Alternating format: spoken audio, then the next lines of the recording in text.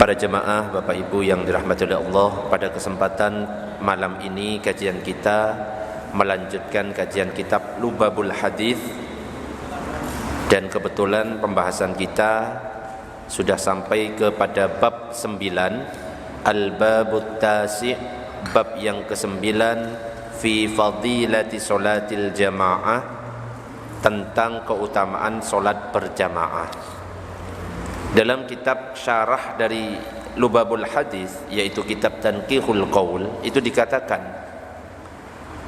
bahwa Sayyidina Abu Hurairah itu pernah berkata, "Awsani habibi Rasulullah sallallahu alaihi wasallam." Abu Hurairah berkata, Rasulullah sallallahu alaihi wasallam pernah berwasiat kepadaku. Faqala li, maka Rasulullah itu berkata kepadaku, "Ya Abu Hurairah, wahai Abu Hurairah, shollis sholata ma'al jama'ati, solatlah kamu dengan cara berjamaah, walau kunta jalisan, meskipun kamu itu dalam keadaan duduk." Nah, dari kata-kata ini sudah menunjukkan saking pentingnya solat berjamaah. Meskipun kita nggak bisa berdiri, bisanya cuma duduk, usahakan kalau kita bisa datang ke masjid atau ke musola, usahakan tetap untuk berjamaah. Kenapa Rasulullah menyuruh seperti itu? Fa innallaha ta'ala, karena sesungguhnya Allah Ta'ala yu'tika bikulli sholatin, Allah itu akan memberimu untuk setiap satu solat ma'al jamaah yang dikerjakan secara berjamaah, thawaba khamsin wa ishrina solatan, dengan pahala 25 solat. Nah, ini riwayat yang mengatakan kalau solat berjamaah ini lebih afdal daripada solat sendirian 25 derajat. Jadi memang ada dua riwayat. Riwayat pertama mengatakan 25 derajat, nanti riwayat yang kedua mengatakan 27 derajat. Nah, ini yang disebutkan pertama adalah riwayat yang mengatakan 25 derajat.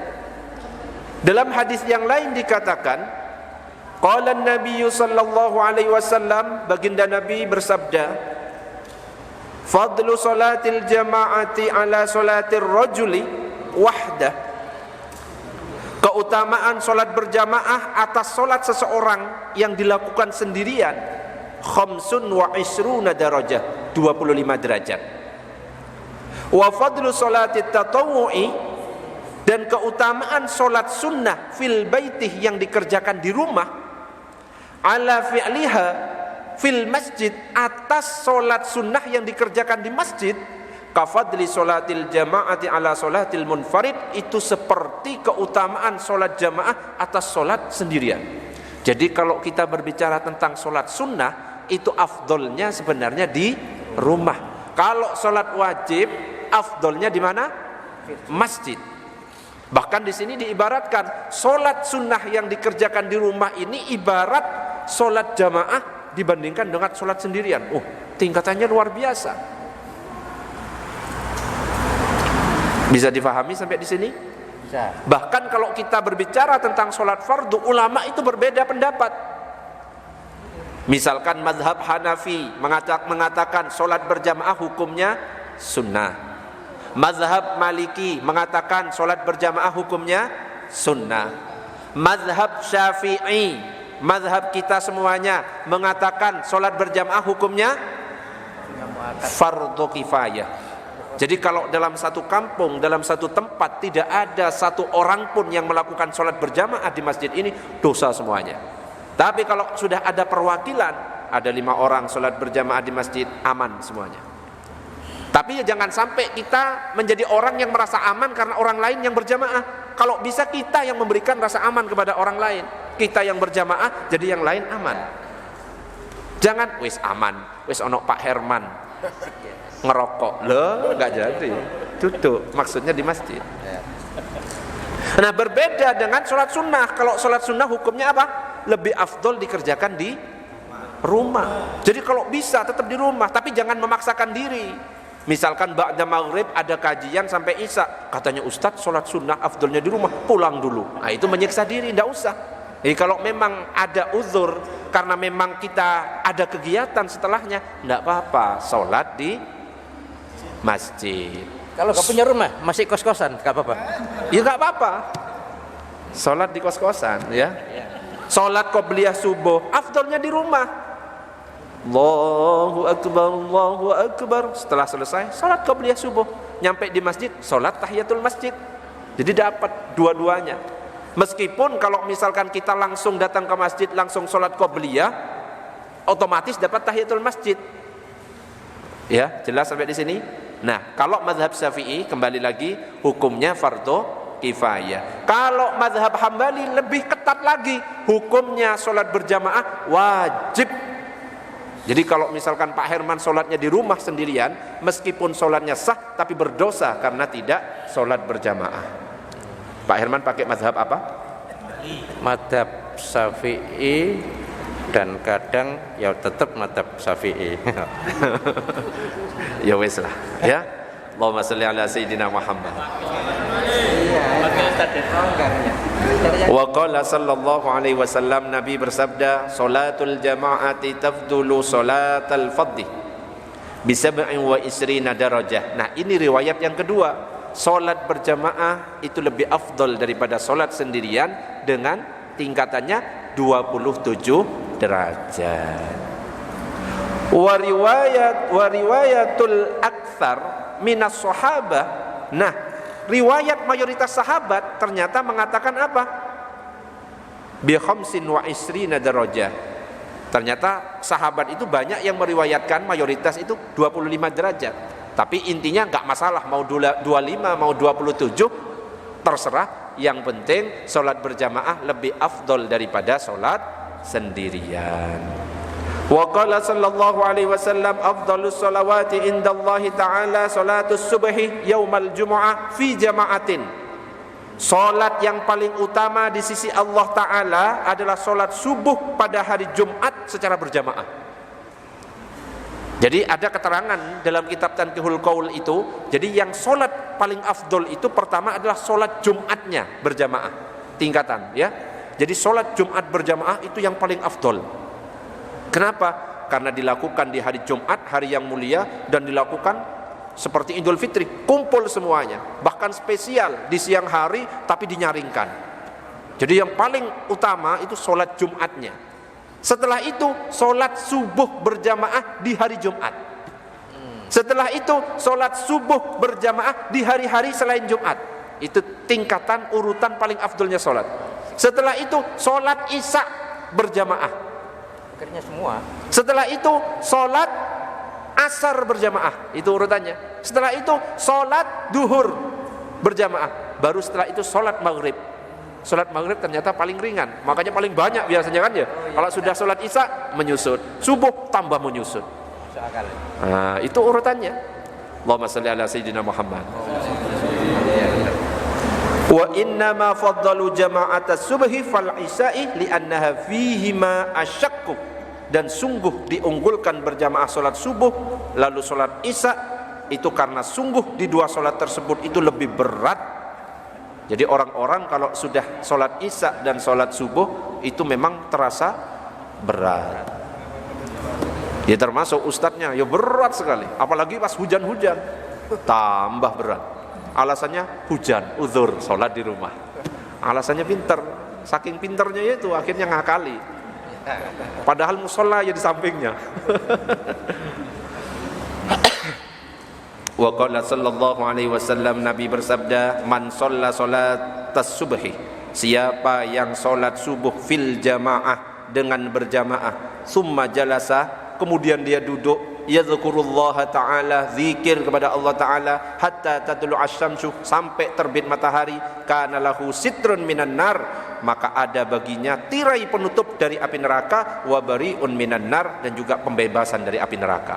Salat subuh berjamaah, kemudian duduk, zikir sampai matahari terbit, itu terbebas dari api neraka, dilindungi dari api neraka. Bahkan dalam hadis yang lain dikatakan kalau dilanjutkan salat isyraq, maka pahalanya adalah seperti umroh dan haji sempurna. Allahumma shalli ala sayyidina Muhammad. Wa qala sallallahu alaihi wasallam, Nabi bersabda, salatul rajuli fi jama'atin, Salatnya seorang secara berjamaah tasidu ala salatihi wahdah 25 darajah, adalah memberi tambahan atas salatnya secara sendirian dengan 25 derajat. Ini sama seperti itu, seperti tadi. Fa idza shallaha bi ardin falatin, lalu apabila ia melaksanakan salat di tanah lapang, fa atamma wudu'aha, kemudian menyempurnakan wudunya, wa ruku'aha, juga rukuknya, wa sujudaha, dan sujudnya, balaghat salatuhu 50 darajah, maka niscaya salatnya mencapai 50 derajat. Jadi syaratnya biar dapat 25 derajat, ya wudunya juga harus sempurna, rukuknya juga harus sempurna, wudunya harus sempurna, maka sampai nanti kita mendapat tingkatan 25 derajat. Tapi kalau ustadz saya, guru-guru saya malah menjelaskan keutamaan sholat berjamaah itu, kalau seandainya dalam satu masjid satu saja yang paling husuk, ada yang husuk, yang lainnya gak husuk, itu dianggap husuk semuanya. Imamnya husuk, jamaah gak ada yang husuk, husuk semua. Imam gak husuk, jamaah gak ada yang husuk, cuma satu jamaah paling belakang husuk, husuk semuanya. Imam gak husuk, jamaah gak husuk, tapi softnya rapat, terima semuanya. Wah, enak ya. Ada yang diandalkan. Iya, imam gak husuk, jamaah gak husuk, soft gak rapat, sik mau ke masjid, diterima lagi. Loh, enaknya gitu salat berjamaah. Jadi saling melengkapi. Pak Freddy rukuknya misalnya gak husuk, Pak Bobby rukuknya husuk, melengkapi.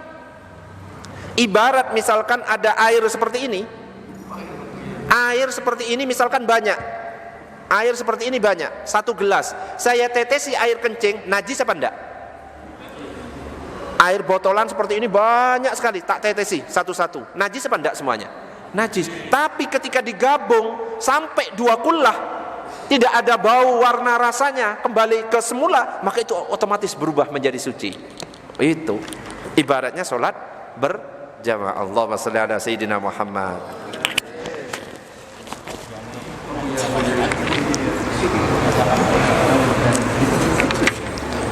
Wa qala sallallahu alaihi wasallam, Nabi sallallahu alaihi wasallam bersabda, man adrakal jama'a arba'ina yauman, siapa saja yang mendapatkan solat berjamaah selama 40 hari, kataballahu lahu bara'atan minan nar, maka Allah menetapkan baginya terbebas dari neraka, wa bara'atan minan nifaq, dan terbebas dari kemunafikan.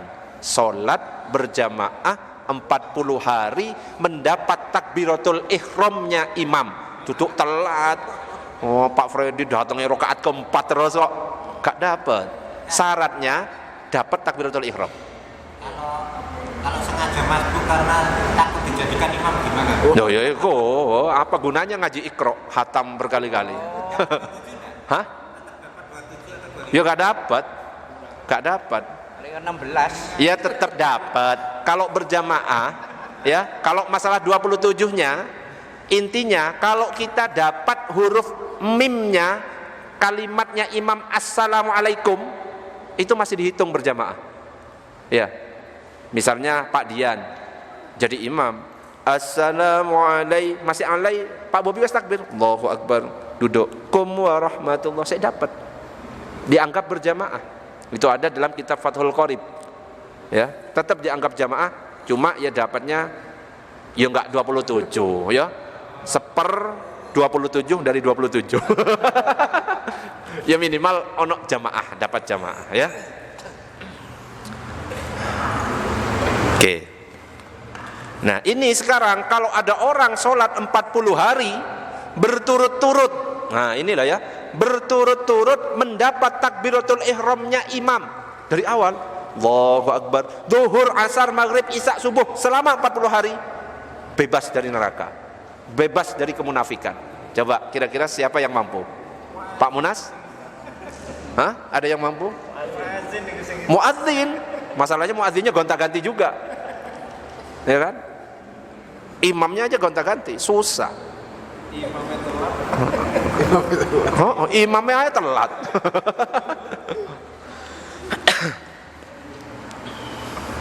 Bebas dari neraka. Allahumma salli ala sayyidina Muhammad.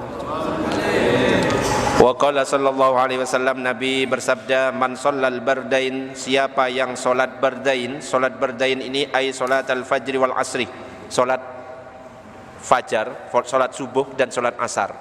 Fil jamaati, jadi siapa orang yang salat subuh dan salat asar berjamaah, dakhalal jannah bi ghairi hisab, masuk ke dalam surga dengan tanpa hisab. Dijaga itu salat subuh dan salat asar berjamaah, masuk ke surga tanpa hisab.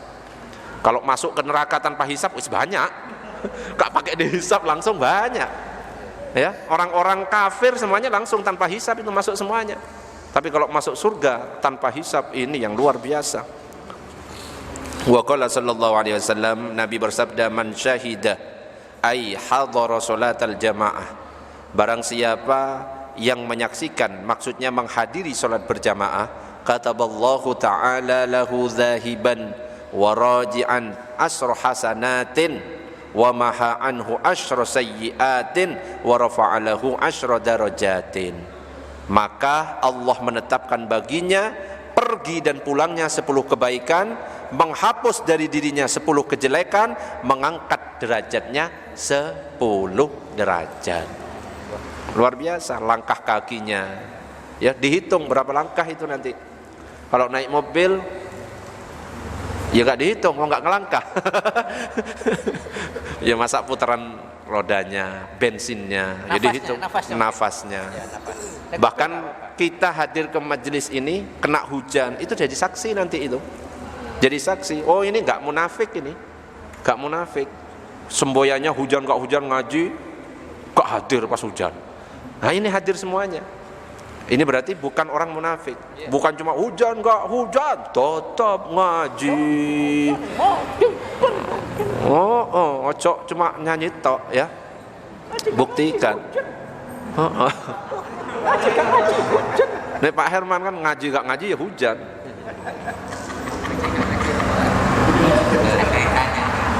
Ada yang tanya? Ya sebentar, belum selesai. Wa qala sallallahu alaihi wasallam, Nabi bersabda, dan ini peringatan bagi orang yang tinggal dekat masjid, yang dekat dengan musola.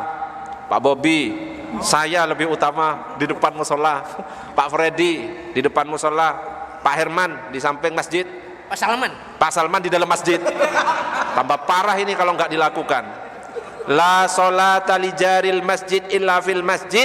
Tidak sempurna solat seseorang yang tinggal sebagai tetangga masjid kalau tidak sholat di dalam masjid. Pak Freddy sholat di rumah gak sempurna, apalagi Pak Salman tidur di masjid gak sholat di masjid. Repot itu. Yang disebut tetangga masjid 40 rumah ke sana, 40 rumah ke sini, 40 rumah ke sana, ini kena ini. Medeni lah. Terancam ya. Itu ada 40 ya? Iya, 40. Hitungan itu. Ini kabeh kuwi. Wa qala sallallahu alaihi wasallam, salatul jamaati rahmatun. Salat berjamaah itu adalah rahmat. Wa hiya khairun minad dunya wa ma fiha. Dan salat berjamaah itu lebih baik dibandingkan dengan dunia dan isinya. Wal jamaatu rahmatun, dan berjamaah itu juga rahmat. Wal furqatu azabun, dan perpecahan itu adalah siksaan. Jadi kalau kita hadir ke masjid untuk salat berjamaah, itu yang bisa mendatangkan rahmat. Di mana kita masuk ke dalam surga itu bukan karena amal lah ya, berkali-kali saya sampaikan, kita masuk ke dalam surga bukan karena amal kita. Mau sebanyak apapun amal kita, ingat belum tentu diterima. Makanya Ya. gak usah ngoyo-ngoyo. Gak usah ngoyo-ngoyo, wis nyantai ya. Kayak Pak Herman, nih waktunya ngerokok ya ngerokok gitulah. Waktunya ngaji, santai. Salat di rumah gitu ya Pak Herman ya. Gak usah ngoyo-ngoyo. Gak usah ngoyo tapi ikhlas yo. Sombong kira. Sing ngomong gitu itu malah gak ikhlas biasanya. Gak usah ngoyo-ngoyo tapi ikhlas. Namanya ikhlas itu gak akan pernah mengucapkan kata ikhlas. Wong sudah ada buktinya dalam surat Al-Ikhlas, gak ada kata ikhlas sama sekali. Qul huwallahu ahad, Allahus Somad. lam yalid walam yakul lahu kufuwan ahad. Iki wis salat sendirian di rumah ngomong sing penting ikhlas. Wah. Kalau seperti Ustadz menuduh orang gak ikhlas hukumnya apa? Wah, itu lebih parah. Ini namanya kurang ngajar ke gurunya ini. Tapi nggak apa-apa ya. Lebih baik seperti itu. Oke, jelas ya. Jadi kita masuk ke dalam surga bukan karena amal kita, tapi karena rahmat Allah. Dan rahmat Allah itu turun kepada kita dengan perantara amal ya. Kita beramal itu untuk mendapatkan rahmat dari Allah. Bukan berarti kita tinggalkan amal. Kita masuk surga itu karena rahmat Allah, gak usah ngoyo. Enggak, tetap kita harus ngoyo beramal. Karena apa? Perantara datangnya rahmat itu adalah amal kita. Bismillah, ikhlas. Beramal ya. Jelas sampai di sini? Jelas. Oke, ada pertanyaan? Monggo. Assalamualaikum. Waalaikumsalam warahmatullahi. Tanya, ketika kita sholat berjamaah di masjid sampai dengan selesai, sementara masih ada makmum masbuk yang masih sholat melengkapi rakaat yang ketinggalan, apakah boleh orang tersebut dijadikan imam dengan cara menepuk pundak isyarat pundaknya dan kami jadi makmumnya, sahkah sholat jamaah kami? Sholat berjamaahnya sudah selesai. Oke, ada pertanyaan. Sholat berjamaah sudah selesai. Makmum yang biasanya masbuk kan masih berdiri, betul? Ya. Kalau misalkan ada 3 makmum berdiri, tidak boleh yang ikut dengan imam pertama itu mundur 1, 2, nggak boleh. Fahamnya? Faham di sini? Faham nggak? Enggak. Jamaah. Ada 3 masbuk. Tahu masbuk gak ya? 3 masbuk berdiri kurang 1 rakaat semuanya. 3 berdiri, betul? Kadang-kadang ada orang iseng pikirannya kreatif, 2 itu mundur menjadikan 1 sebagai imam, itu nggak boleh, nggak sah. Faham di sini? Ya. Tapi tetap melanjutkan sendiri-sendiri kalau seperti ini. Tapi kalau ada makmum yang datang, ya, untuk berjamaah kepada yang masbuk salah satu, sebenarnya menepuk itu nggak ada syariatnya, nggak wajib kita menepuk. Menepuk itu hanya apa? Ngasih kode supaya yang kita ikuti itu meniatkan dirinya sebagai imam. Sebenarnya kalau kita langsung berdiri di sampingnya itu sudah tidak apa-apa. Yang penting kita langsung niat mengikuti dia, niat makmuman sebenarnya. Cuma karena kita supaya si imam itu berubah niat sehingga dia dapat pahala jamaah juga, kita tepuk. Tepuknya ya nggak usah aneh-aneh, ditamplok, ngocok ya, sentuh aja. Ya, yang pernah saya ceritakan. Makanya gunanya kita ini belajar biar tahu. Ya teman saya sendiri itu berjamaah berdua, ditepuk sama temannya, suruh mundur, langsung noleh, iki imame, loh ya apa sih? Padahal maksudnya mundur gitu loh. Oke, sekarang kita praktek sholat berjamaah. Mas Miftah, minta tolong berdiri, imam. 5 rakaat, nggak apa-apa ya, untuk menghapus dosa-dosa yang telah lalu. Ditepuk dia, terus bangun lagi. Dengan 5 tuh mending 4, mending 3. Ya daripada 3 ya 5 ya. Coba Ustadz Miftah. Nah, Ustadz Miftah misalkan mau sholat sendirian. Sekarang saya tanya, kalau misalkan ada 1 orang, ngadep sana aja biar kelihatan, agak maju terus. Nah, misalkan ada 1 orang makmum, posisinya di mana? Coba Pak Awin minta tolong maju di belakangnya Mas Miftah. Di mana posisi makmum kalau cuma berdua? Betul? Sejajar apa di belakangnya? 20 cm. Jadi kalau Imam Nawawi itu berdiri di belakangnya sedikit, agak maju lagi, ujung jari itu lurus dengan tumit. Nah, ya. Jadi untuk membedakan antara imam dan makmum, imam tetap ada di depannya. Ustadz kok ada yang lurus? Nah itu hukumnya makruh kalau sampai makmumnya itu lurus. Tapi kalau sampai mendahului atau lebih ke depan daripada imam, jadinya nggak sah. Tapi ya sudahlah, dia punya pendapat sendiri, ya sudahlah, anggaplah sah. Tapi kita pendapat mazhab Syafi'i seperti ini, tepat di belakangnya. Nah ini sekarang sudah posisi mulai. Pak Muhid datang. Di mana Pak Muhid tempatnya? Coba. Di mana Pak Muhid? Ya apa caranya? Di situ. Woi. Salam. Terus? Loh, ngomong. Aja nyentuh. Assalamualaikum. Nah, kalau penjelasan dari Imam Nawawi, Pak Muhid enggak menggeret dulu, enggak nyolek dulu, tapi berdiri di sebelah kirinya. Takbiratul ihram. Takbiratul ihram langsung. Tetap kayak lurusnya Pak Awin. Takbiratul ihram. Allahu akbar. Nah, ketika Pak Awin tahu, langsung mundur. Jadi mundurnya itu setelah takbiratul ihram. Ini pendapat dari mazhab Syafi'i. Mundur silakan Pak Awin dan Pak Muhid. Mundur, luruskan. 1 tutup. 1 tutup. Rapatkan ke tengah. 1 tutup. Gitu caranya. Ya. Itu kalau mazhab Syafi'i. Jadi berdiri dulu di sebelah kirinya, takbiratul ihram dulu, baru mundur. Bukan yang seperti kita lihat. Itu saya nggak tahu kitabnya di mana. Yang biasanya langsung narik, ya itu saya nggak tahu kitabnya di mana. Tapi kalau yang saya baca kitabnya seperti ini, berdiri di kirinya dulu, takbiratul ihram dulu, baru mundur, luruskan ke belakang.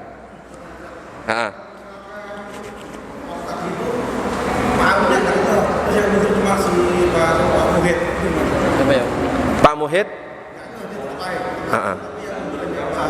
oh, nggak ngerti. Paham. Ya, Miftah langsung yang itu, yang geser ke belakang. Ya. Ini aja ya. Ya pelan-pelan lah. Suruh mundur ya. Ya. Iya. Hah? Iya. Ya persiapan bawa pentung. Asik ya. Ya ini masalahnya. Kalau misalkan nggak paham itu kan akhirnya kayak gitu. Ada lagi yang berdiri di sini, terus ada makmum lagi berdiri di sampingnya sini. Ya kan repot kan? Asik kan? Itu kalau nggak paham, tapi kalau paham langsung otomatis seperti ini seharusnya. Iya. Ya. Makanya gunanya ngaji ya supaya tahu. Oh kalau mazhab Syafi'i sebenarnya seperti ini caranya. Ustaz, ada orangnya di sini, Ustaz. Ada orangnya di? Ya, di sebelahnya Pak. Ada orangnya. Datang lagi. Iya di belakangnya dikit. Di belakangnya dikit. Nanti Pak Awin langsung mundur. Takbiratul ihram aja. Ya. Datang lagi. Aslinya nggak perlu nyolek-nyolek. Ya. Itu ada dalam kitab Majmu' Syarhul Muhadzab. Biasanya itu imam yang kedua datang, posisi imam sudah rukuk ya. Gimana? Makmum yang kedua datang kan sebelah sini dulu. Kemudian imam rukuk. Mundurnya itu pas kapan? Pas berdiri. Ojo pas sambil rukuk ngono ya. Orang kok aneh. Lagi sujud, mundurnya sambil ngesut-ngesut ke belakang. Ojo. Nunggu sampai berdiri. Kalau berdiri, menangi berdiri. Hah? Kalau menangi berdiri. Menangi berdiri. Ya berdiri kan? Enggak, maksudnya kalau pas menanya nggak ada peluang berdiri. Ya nggak apa-apa tetap terus. Sampai nunggu ada kesempatan berdiri ternyata salam, ya sudah nggak apa-apa.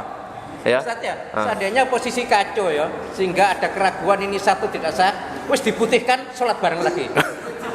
Ya nggak usah dibatalkan gitu. Nggak usah, ya? Tetap. Kalau Pak Muhid datangnya ini kan sudah selesai. Nah ini kan berdiri, kurang kan? Nyambung lagi boleh nggak? Boleh. Datang lagi terus sampai keluar. Nggak apa-apa. Nggak apa-apa. Atau cara mengganti makmum, cara mengganti imam misalnya. Imam batalnya ketika sujud. Coba ngadep ke sana. Pak Awin, imam. Pak Muhid sama Mas Miftah di belakang sujud. Pak Awin kentut. Silakan sujud semuanya. Loh, Pak Win ya? Ya iya sujud kan imam. Pak Awin ngentut. Ojo dilanjutkan Pak Awin. Kalau sudah ngentut pergi. Tapi ya kasih kode. Tiba-tiba ngilang gitu. Itu terus. Ya cocok. Ya ngasih kode minimal nyolek dikit gitu loh. Karena nggak paham. Ya atau kodenya kentut. Yut. Ya wes. Ya langsung pergi Pak Awin. Nah yang mau menggantikan, cok menggantikan langsung ngesot sak kepala gitu. Tapi tetap langsung Ustadz Miftah langsung Allahu Akbar, tapi tetap di tempatnya. Sampai nanti posisi berdiri untuk maju. Ya. Jadi tetap menggantikan nanti Allahu Akbar. Terus apakah imam punya hak untuk memilih makmum yang Ya iya, mana yang paling alim ini gitu loh. Ya yang penting di belakangnya, ojo paling belakang, so belakang. Ojo, tetap yang di belakangnya tetap, ya. Pilih, ya colek aja. sebelahnya? Heeh. Gak masalah. Yang penting colek aja yang ngerti. Yang ngerti. Ojo nyolek yang nggak ngerti. Nanti dicolek ngono. Malah ngelihat gini, ya. Ustadz, Ah. kalau kentut supaya tanda-tandanya jelas, kentutnya dikeraskan, nggak boleh. Supaya tandanya jelas. Alarm. Iya, jangan ragu-ragu. Ah. Ya kan bisa getar ya. Tipe silent tapi langsung pakai bau bisa.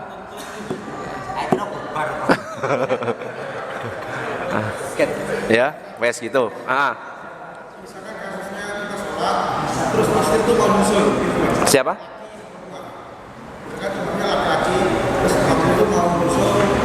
Perempuan.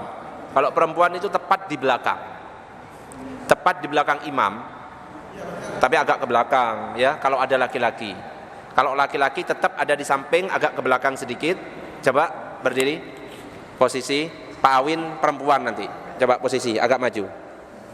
Nah, ini Pak Muhid kan berarti tetap di samping kanan agak belakang. Pak Awin perempuan, ya cocok di belakang situ, agak belakang sana. Khawatirnya nanti ada jamaah laki-laki. Nah. Kalau misalnya Pak Muhid nggak ada, terus sebenarnya nggak tahu ini ikut gimana? Dia nggak ikut beda. Nah, kalau bukan mahram tidak boleh berjamaah. Laki-laki perempuan bukan mahram tidak boleh berjamaah. Itu hukumnya makruh tahrim alias haram. Lebih baik sholat sendirian. Apalagi dalam satu ruangan. Misalkan di mall ada, ayo mbak sholat, haram hukumnya, bukan dapat pahala. Kalau bukan mahram. Kalau suami istri gak apa-apa, tepat di belakangnya. Paham? Kalau 3 orang nggak apa-apa, perempuan-perempuan nggak masalah. Ya, yang nggak boleh itu kalau kholwat berdua-duaan. Ada jamaah lain tapi nggak sholat, Ustaz. Hah? Ada orang lain tapi nggak sholat. Misalnya Tetap lebih baik sholat sendirian. Ya, karena apa? Khawatir menimbulkan fitnahnya itu. Iya sama. Lebih baik kalau bukan mahram tetap sholat sendirian. Apalagi teman tambah bahaya. Bahaya ya. Dengan orang lain. Jadi harus dipastikan jamaahnya Seteman tidak berdua-duaan. Oke. Oke, silakan kembali ke tempat. Ada pertanyaan yang lain? Silakan. Ya.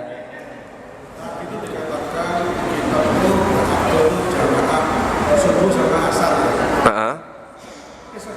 Bener kan? Subuh sama asar. Heeh. Sementara kalau asar kan kita bekerja kan jam kerja. Jadi kita nggak bisa bekerja. Maksudnya sama jam asar. Kalau kita mau kerja jamaah, berangkat terus waktu. Ya. Salat kalau kita bekerja dan menerima kesepakatan untuk bekerja di situ, artinya kita sepakat dengan aturan tempat kerja kita. Terkadang ada orang yang sok bertauhid, sok bertakwa, belum waktunya karena azannya jam 11:30 padahal istirahatnya jam 12, dia langsung keluar meninggalkan tempat kerja, dosa. Harus tetap keluar jam 12 waktu istirahat tempat kerja, buat berjamaah langsung. Sama kayak sholat asarnya itu, tidak harus langsung keluar, akhirnya korupsi waktu, haram hukumnya. Hah? Kok kodok? Pulangnya jam berapa?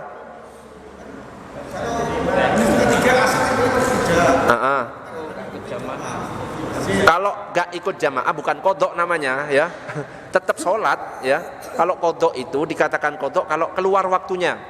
Nah, tetap sholat. Kalau bisa ajak temennya yang ikut bekerja, ayo sholat berjamaah, gak apa-apa. Ya, oke. Ini ada pertanyaan, lebih utama mana sholat subuh berjamaah, wiridan sampai duha di rumah istrinya kelabakan menyiapkan persiapan sekolah anaknya, atau membantu istri menyiapkan persiapan sekolah wiridan sebentar? Bagusan yang kedua, membantu istri menyiapkan persiapan sekolah wiridannya sebentar. Nggak usah sok-sok alim, saya tinggal nanti Allah yang nanggung. Wah, orang kayak gitu ya. Wa may yattaqillaha yaj'al lahu makhraja wa yarzuqhu min haitsu la yahtasib. Siapa yang bertakwa kepada Allah akan diberikan jalan keluar, diberikan rezeki dari yang tidak terduga-duga. Apanya sing sibuk loh malah keluarga yang lain. Ojo. Ya, kalau istri sibuk di rumah, pulang zikirnya sambil jalan enggak apa-apa. Astagfirullah, astagfirullah, astagfirullah sambil jalan.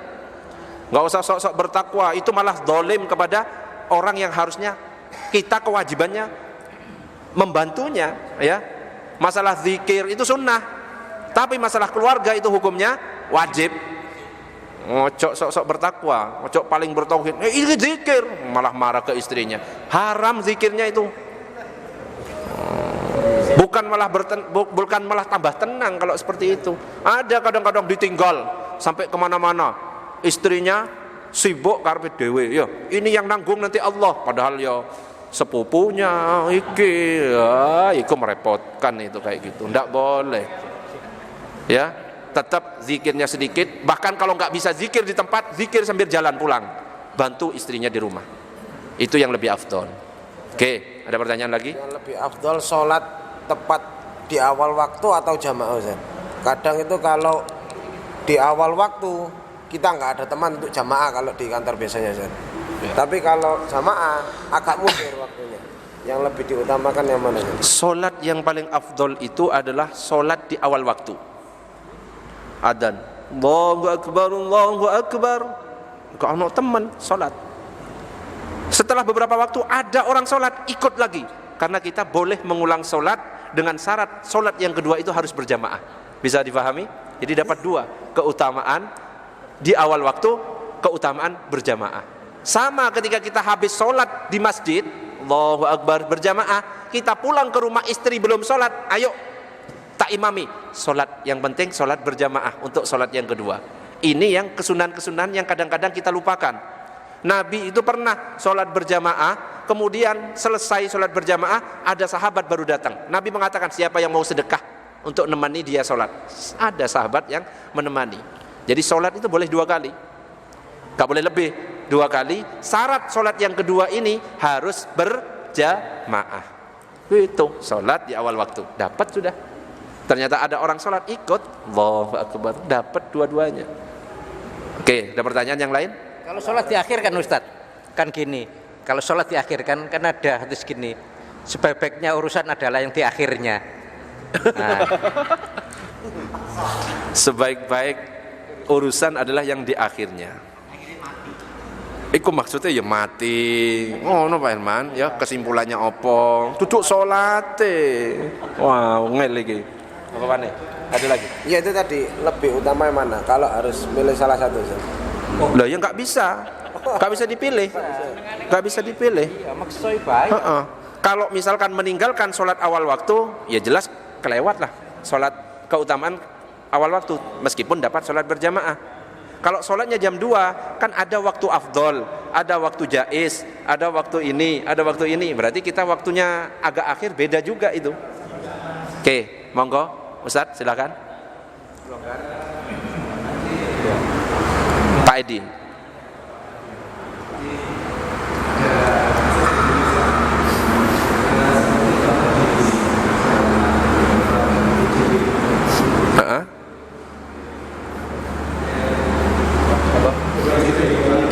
Apa? Pembangkit listrik. Ya, terus?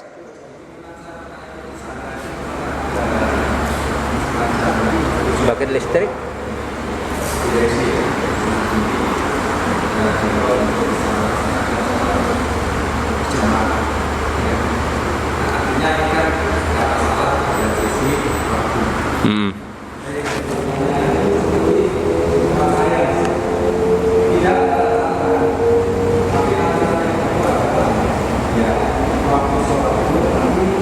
Mundur.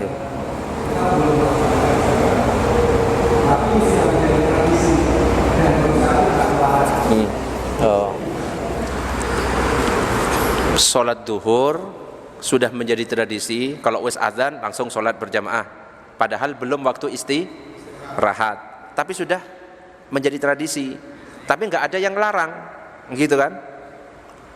Itu di perusahaan misalkan ya. Saat kita menandatangani kontrak, ada kan aturan jam kerja.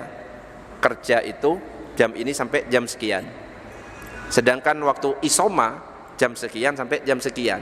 Kita sholat, kira-kira disebut korupsi enggak? Meskipun itu sudah jadi tradisi. Korupsi.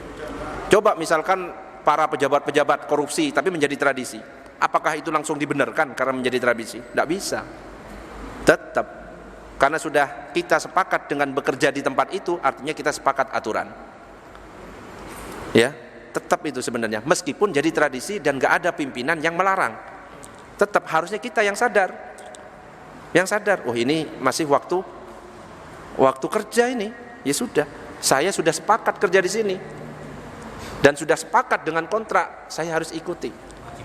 Lah iya, kewajiban ini wajib. Masalah sholat di awal waktu itu anjuran, sunnah, bisa dipahami. Iya. Yang wajib dan yang sunnah lebih dianjurkan mana? Ya wajib. Ibarat kita lagi sholat sunnah duha, ibu kita manggil, batalkan sholat duha. Kalau memanggil menjawab panggilan ibu, khawatir ibu tersinggung dan lain sebagainya, itu wajib, batalkan. Tapi kalau sholatnya sholat wajib, lanjutkan. Baru nanti minta maaf, ini tadi sholat duhur dan lain sebagainya. Gitu ya. Meskipun jadi tradisi, ya bukan pas berarti benar. Kadang-kadang ada tradisi yang tetap salah dan tidak boleh dibenarkan. Ada lagi pertanyaan? Ya, monggo Ustaz. Seringkali kan ini terjadi pada rombongan ziarah. Misalnya kita pas ziarah dan masuk waktu sholat, kita rombongan mencari masjid kan. Sementara ternyata di masjid itu sudah dilaksanakan jamaah. Nah pada saat itu jamaahnya di masjid itu sudah selesai. Kan ada makmum masbuk. Nah ternyata makmum masbuk itu diikuti oleh makmum yang baru, dan berarti di masjid itu sudah ada jamaah. Setelah ada jamaah yang awal, tiba-tiba jamaah kita datang dan kita membuat jamaah baru. Nah itu dengan jamak takdim misalnya, ya. Dengan jamaah kita sendiri kadang-kadang kan kalau sering saya sharing, soalnya mereka kan jamaah biasa, kalau kita kan menjamak sholat. Nah itu hukumnya, apakah kita harus mengikuti yang jamaah makmum masbuk itu, apakah kita dibolehkan untuk membuat jamaah baru dengan kita jamak? Jadi yang tidak boleh ada jamaah, dua jamaah di dalam masjid itu kalau misalkan jamaah rawatib yang dipimpin oleh imam rawatib itu gak boleh kita mengadakan. Tapi kalau orang-orang umum sini sana sini bebas, apalagi jamak takhir kan beda kan. Meskipun sebenarnya kita bisa mengikuti jamak takhir, jamak itu bisa kita mengikuti kepada orang yang sholat masbuk, bisa dijamak, tapi nanti kita berdiri lagi, tapi nggak iso ngosor, ya kan? Itu aja, nggak bisa kosor. Jadi yang nggak boleh ada dua jamaah kalau misalkan yang dipimpin oleh imam rawatib, misalkan di sini Ustadz Dedi ngimami subuh, saya datang, buat jamaah, saya nggak seneng Ustadz Dedi, nggak boleh. Tapi kalau Ustadz Dedi sudah selesai, wes, nggak ada. Apalagi satunya perjalanan, satunya ini, nggak masalah. Oke, monggo Pak Sentot.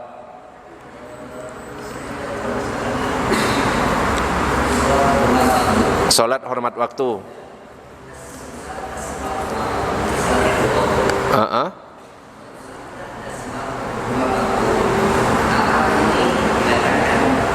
Lalai. Apakah dikatakan lalai gitu ya?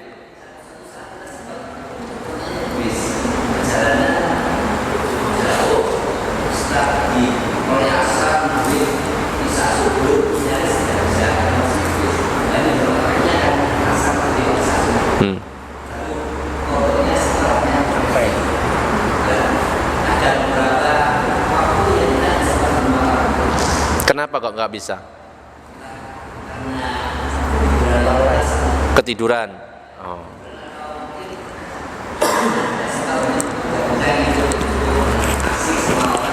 Lupa, ya kan? Jadinya lupa karena khusuk ngomong.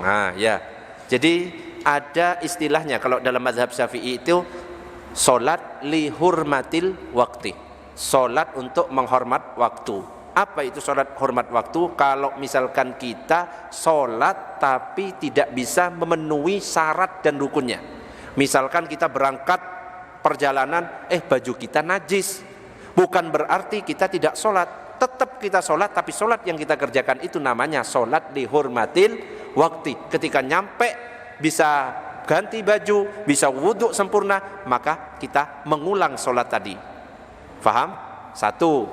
Atau misalkan kita dalam perjalanan jam 5 kita di base. Faham?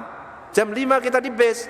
Terus di perjalanan mau isya, gak bisa ngapa-ngapain karena berdiri, maka kita boleh sholat dengan semampunya. Sholat dalam keadaan berdiri. Jelas kan, ketika sholat dalam keadaan berdiri kita tidak bisa memenuhi syarat dan rukunya. Gak bisa wudhu, gak bisa menghadap kiblat, gak bisa sujud, rukuk dan lain sebagainya. Sholat semampunya, hanya sebagai hormat waktu untuk menunjukkan kepada Allah, ya Allah, saya gak lalai akan tugasmu, akan kewajiban darimu. Sholat aja, Allahu Akbar. Cuma gini-gini gak masalah. Ketika sampai diulang sholatnya. Nah sekarang posisi di kereta, misalkan duhur, ingat sholat hormat waktu, ya. Kalau kita sholat di kereta, ingat kalau sholat wajib itu tidak bisa mengikuti arah kendaraan. Betul Ustaz Dedi? Yang kemarin saya jelaskan di sini ya, benar? Iya di sini kayaknya. Kemarin Minggu, Ahad saya jelaskan. Yang boleh mengikuti arah kendaraan itu yang sholat sunnah. Tapi kalau sholat wajib, kalau kereta kita menghadap ke arah yang lain, maka sholat yang kita kerjakan itu hanya sholat dihormatil waktu.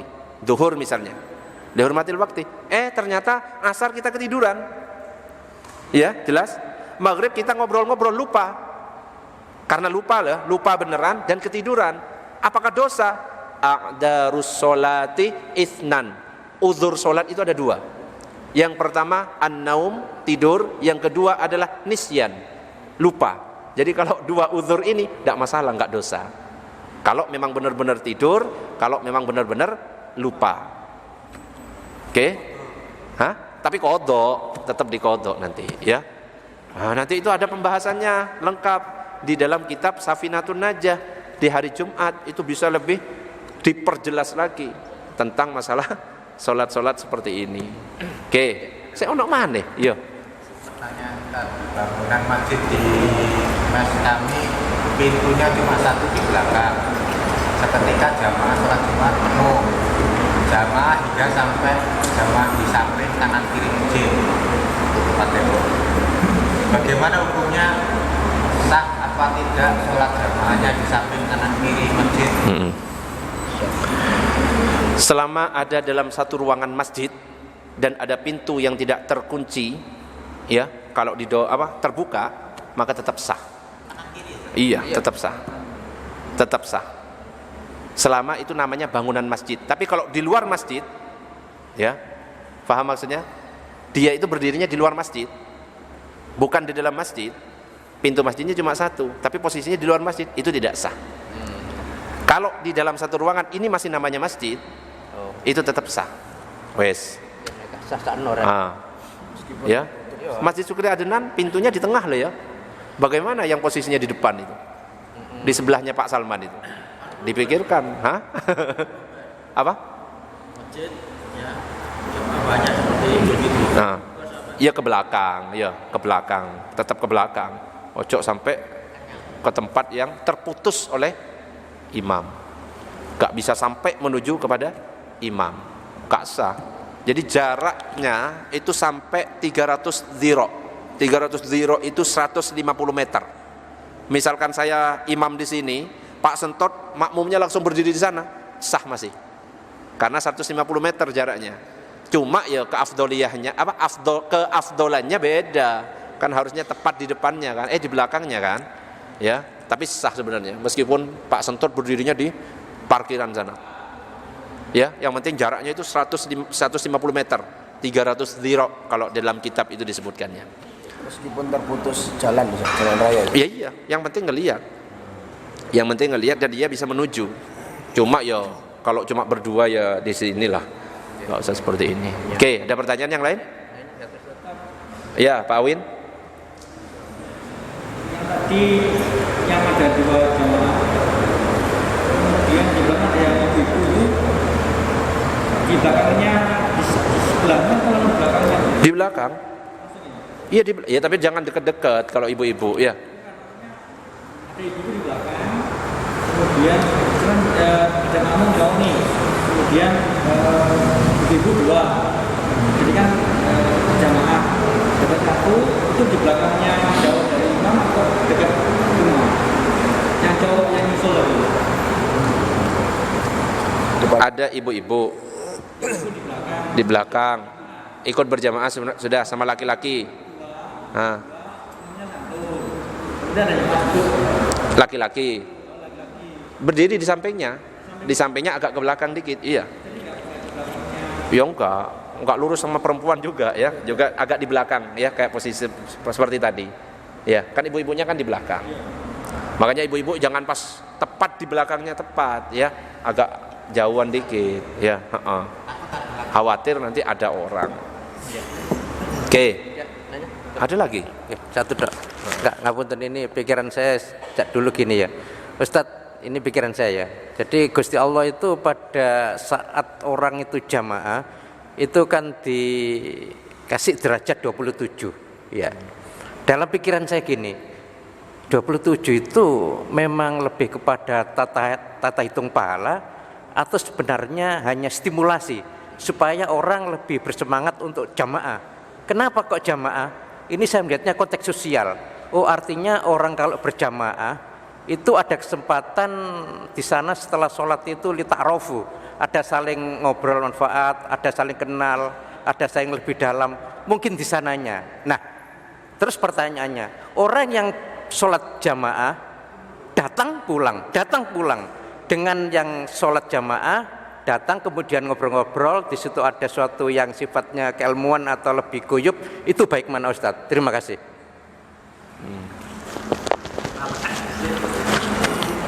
Jamaah ada yang langsung pulang ya, ada yang lagi ngobrol-ngobrol, akhirnya tambah akrab ya, nggosipin ustadznya, ya nggak boleh kalau kayak gitu, nggak boleh. Tapi kalau pas ngobrol diskusi masalah agama, ini ya apa ini, masalah majelis ini, itu beda lagi sama orang yang langsung. Yang penting kalau selama masih ada dalam masjid tetap niatkan, saya niat i'tikaf.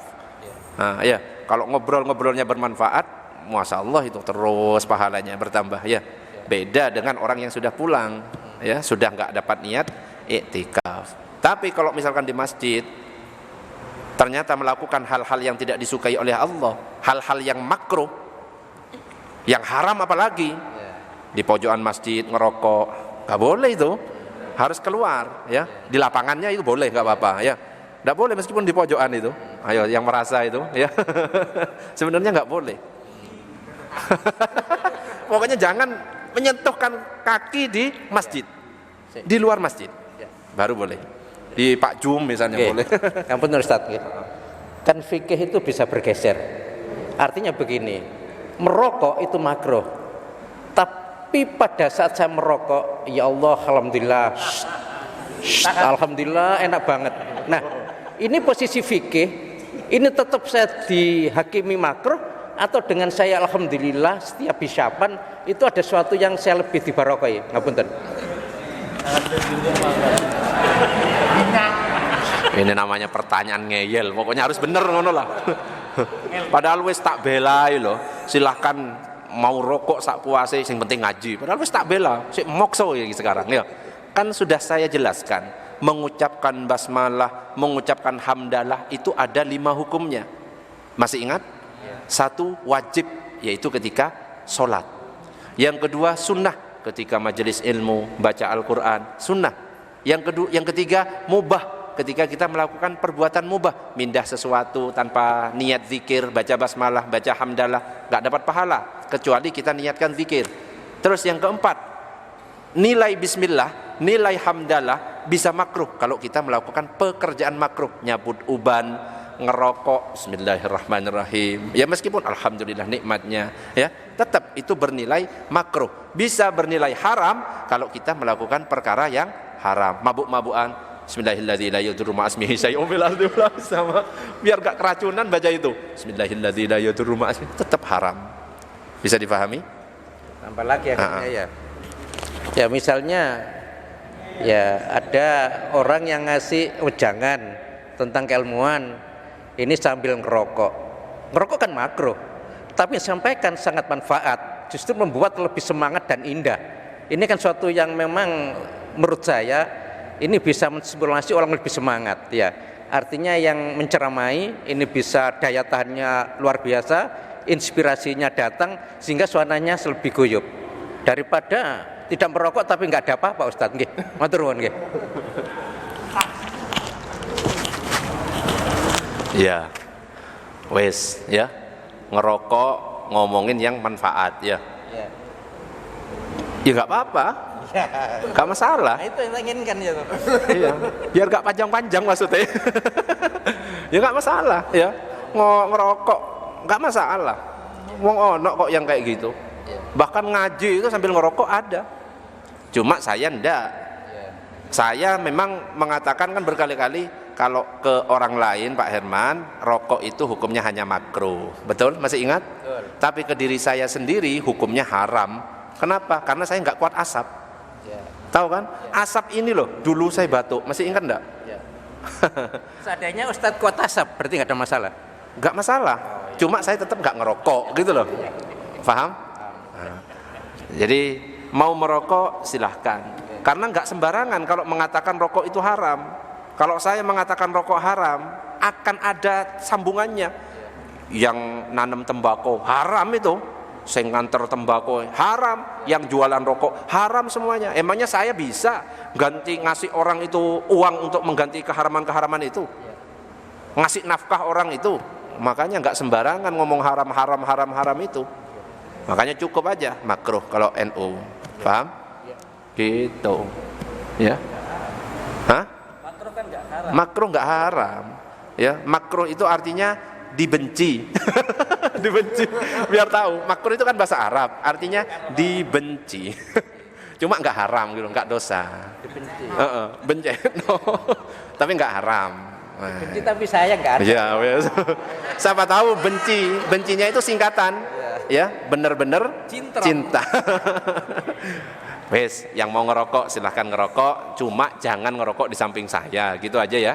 Silahkan. Pak Herman biasanya izin, Ustadz saya ngerokok, silahkan. Pasti kan? Tak izinkan. Yang penting Pak Herman mau ngaji.